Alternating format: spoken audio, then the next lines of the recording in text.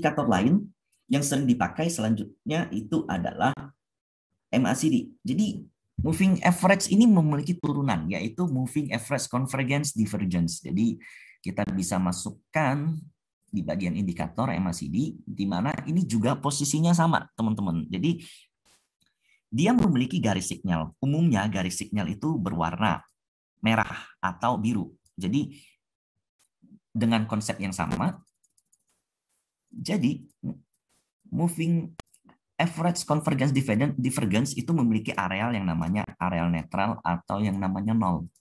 Kemudian dia memiliki garis sinyal yang biasanya berwarna merah. Dia akan bergerak seperti ini.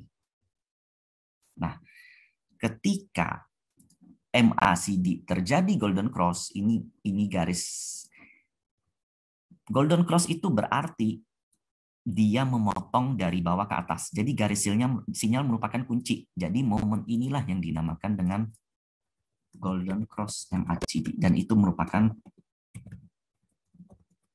buy signal. Nah, kita coba perhatikan.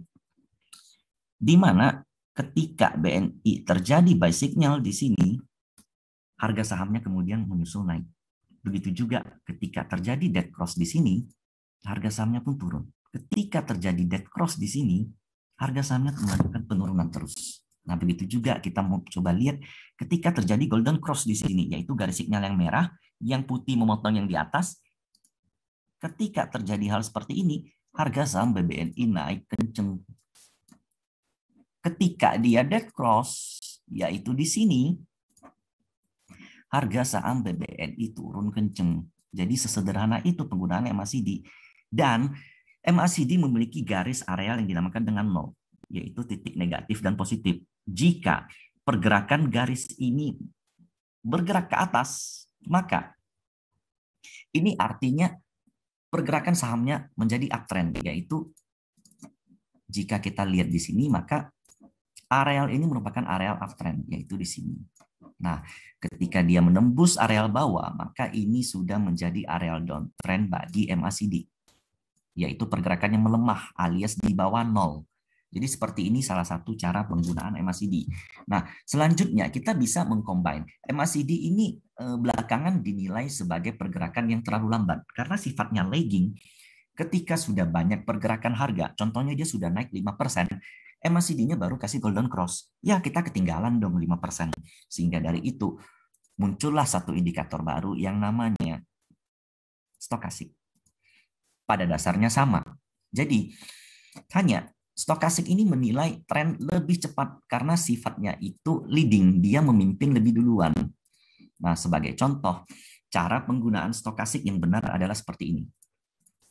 Stokastik ini sendiri pada dasarnya sama, memiliki areal yang namanya golden cross dan dead cross, tapi yang paling penting dia memiliki sinyal yaitu di 80 dan 20.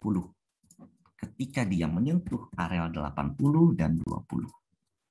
Nah, ketika areal stokastik menyentuh ke bawah 20, maka ini merupakan sinyal bahwa yang sering dikatakan sebagai oversold, yang artinya jenuh jual.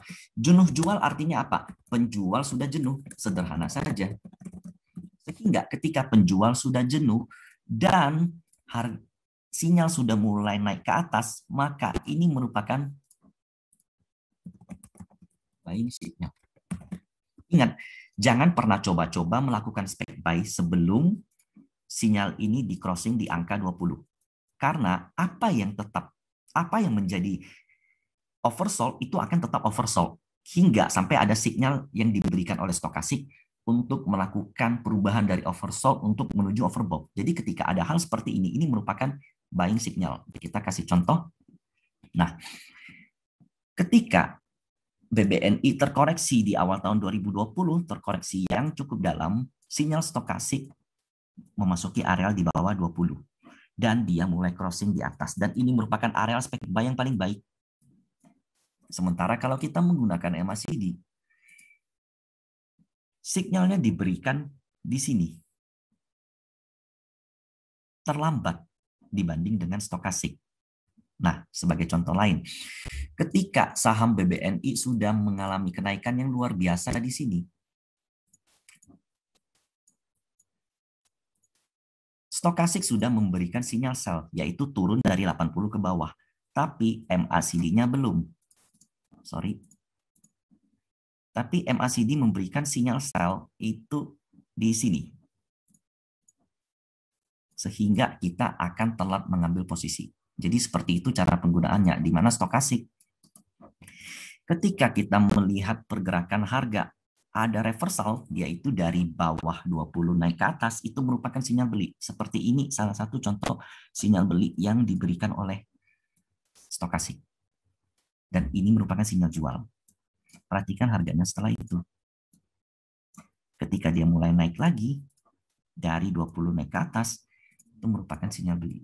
Jadi sederhana banget cara penggunaan stokastik dan MACD, di mana untuk seorang trader yang bisa mengambil momentum, pengen mengambil momentum, maka gunakanlah stokastik. Tapi jika ingin menunggu konfirmasi yang lebih aman, maka gunakanlah MACD. Maka karena soalnya sinyal yang diberikan stokastik itu bisa false. Nah, sebagai salah satu contoh false-nya gimana?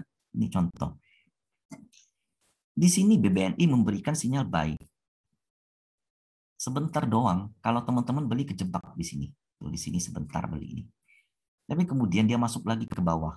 Nah, sehingga teman-teman ada potensi floating loss di sini. Sementara biasanya MACD ini belum kasih sinyal. Nah, tapi di sinyal kedua, di sini, dia sudah memberikan duluan. Biasanya MACD memberikan sinyalnya di sini. Jadi ini teman-teman bisa kombinasikan untuk kedua penggunaan ini. Teman-teman mau menjadi leading atau mau menjadi lagging. Nah, itu kembali the choice is yours.